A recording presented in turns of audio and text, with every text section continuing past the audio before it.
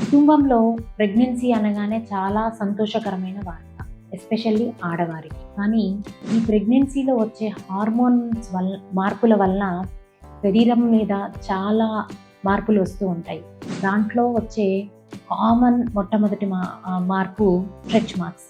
ప్రెగ్నెన్సీలో stretch marks అనేవి చాలా చాలా చాలా కామన్. సో దీనిలో అందరూ అపోహపడేది ఏంటి అంటే, ప్రెగ్నెన్సీలో పొట్టని బాగా దురద పెట్టి గోకుతూ ఉంటే స్ట్రెచ్ మార్క్స్ వస్తాయి అని చాలామంది అపోహపడుతూ ఉంటారు. కానీ అది తప్పు. సో ప్రెగ్నెన్సీలో అబ్డోమెన్ పెరుగుతూ ఉంటే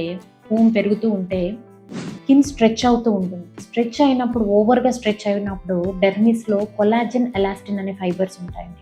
ఇవన్నీ బ్రేక్ అయిపోయి ఈ కొలాజన్ ఫైబర్స్ అన్నీ ఫైబ్రిన్ తోటి రిప్లేస్ అయిపోయి మనకి ఈ స్ట్రెచ్ మార్క్స్ వస్తాయి.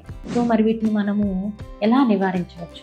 నివారణ కష్టమే, కానీ కొంచెం జాగ్రత్త వల్ల వీటిని సివియారిటీ తగ్గించవచ్చు. సో నార్మల్గా ఏంటి అంటే, కోకోనట్ ఆయిల్ కానీ, ఆలివ్ ఆయిల్ కానీ, మాయిశ్చర్ అంటే దాని తేమని మనము ప్రొటెక్ట్ చేస్తూ పోతే ఈ స్ట్రెచ్ మార్క్స్ సివియారిటీ తగ్గడానికి అవకాశం ఉంటుంది.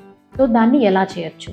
సో మాయిశ్చరైజర్స్ కానీ, వైటమిన్ ఈ ఆయిల్ కానీ, లేకపోతే ఆలివ్ ఆయిల్ కానీ, కోకోనట్ ఆయిల్ కానీ పొట్ట నిండా పొద్దున సాయంత్రం స్నానం చేసిన తర్వాత పూర్తిగా అప్లై చేసుకొని దానికి మసాజ్ చేయడం ద్వారా ఈ స్ట్రెచ్ మార్క్స్ని మనము కొంచెం వరకు ఆ సివియారిటీని తగ్గించు. డెలివరీ అయిపోయిన తర్వాత కూడా ఇమీడియట్గా మనము మాయిశ్చరైజర్స్ రాసుకోవడము, తర్వాత 8 to 10 వీక్స్ తర్వాత మనము లేజర్ ట్రీట్మెంట్స్ ద్వారా ఆ స్ట్రెచ్ మార్క్స్ని మనము రెడ్యూస్ చేసుకోవచ్చు.